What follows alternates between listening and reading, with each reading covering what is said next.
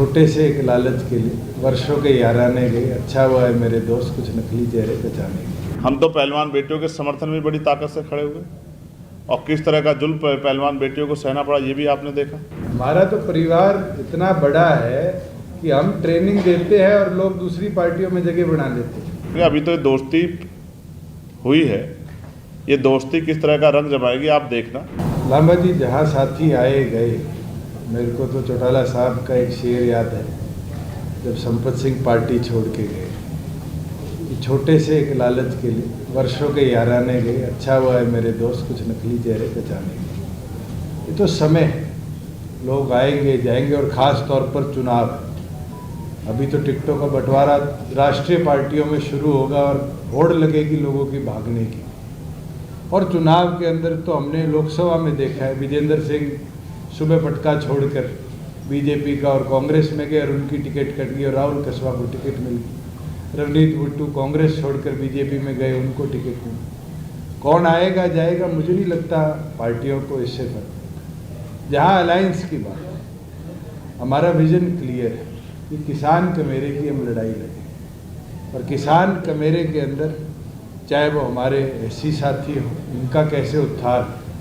मैं एक चीज़ आज आपके बीच में ज़रूर कह सकता हूँ, जब मेरी प्राथमिक चौर की चर्चा चंद्रशेखर जी से हुई थी, हमारा एक लक्ष्य था कि हम गरीब को केवल मात्र इस ढांचे में नहीं कि तुम्हारा मकान बना देंगे और मकान के अंदर उसको ज़मीन की व्यवस्था नहीं दे पाते।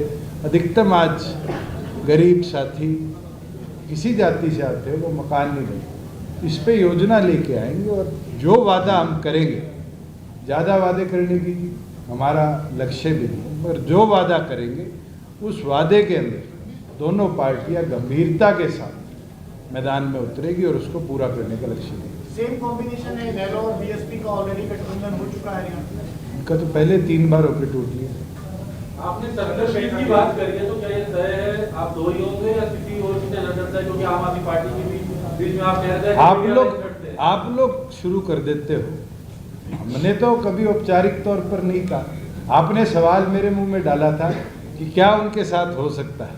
मैंने कहा वो अभी इंडिया अलायंस का मेंबर है, वो छोड़ेंगे तब चर्चा। चंद्रशेखर जी कह रहे थे कुछ इस तरह की पार्टियां और आ सकती हैं साथ में।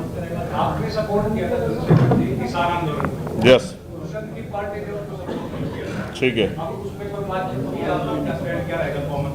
देखो कि ये परिवार किसानों का सबसे बड़ा हितैषी रहा। रही बात, मैं आज भी किसानों के समर्थन में खड़ा हूँ और हमेशा किसान कमेरे के समर्थन में खड़ा रहा।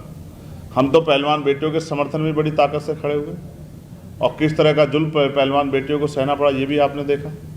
तो मैं फिर आपसे कह रहा हूँ, अब ये आपके सामने हैं और जहाँ तक मैं समझता हूँ इन्होंने विरोध भी नहीं किया। चुनाव अब आया है, लेकिन उससे पहले भी कई बार मैंने महसूस किया कि, और मैंने उनको सुना भी, उन्होंने कहा कि मैं पुरानी गलतियां अब दोहराने के मूड में नहीं। गलती मानते हैं?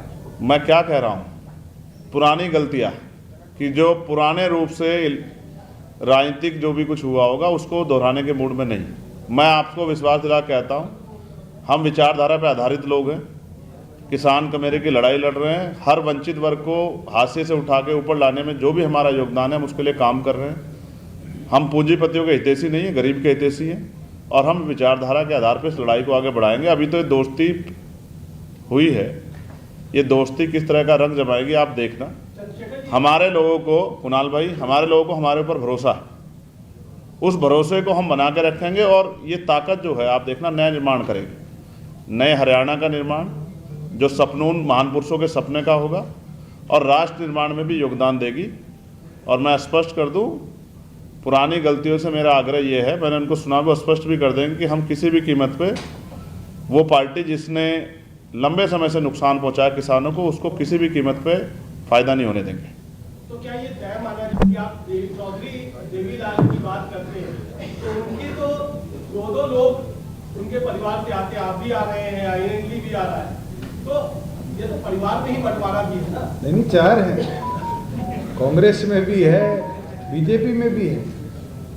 हमारा तो परिवार इतना बड़ा है कि हम ट्रेनिंग देते हैं और लोग दूसरी पार्टियों में जगह बना लेते हैं। और जहाँ आप ये बात कर रहे हैं कि भाई बीजेपी के साथ, मैंने कई बार क्लियर कर दिया। और जो रविंद्र जी ने बात कही किसान आंदोलन वाली, एक क्लैरिटी के साथ आज बात आपके बीच में रखी। आपने मेरी कोई स्टेटमेंट नहीं सुनी होगी कि 3 कृषि कानून अच्छे थे, बल्कि एक चीज उस दौरान भी मैंने कही थी कि किसी दिन भी एमएसपी पर आंच आएगी मैं सरकार छोड़ दूँ। और हमने बड़े मजबूती के साथ हरियाणा प्रदेश में 14 फसलों पर एमएसपी दी, व्यवस्था बनाई कि 2 दिन के अंदर किसान के खाते में पेमेंट पहुंचे, उसकी फसल का नुकसान का मुआवजा 30 दिन में उसके खाते में पहुंचे।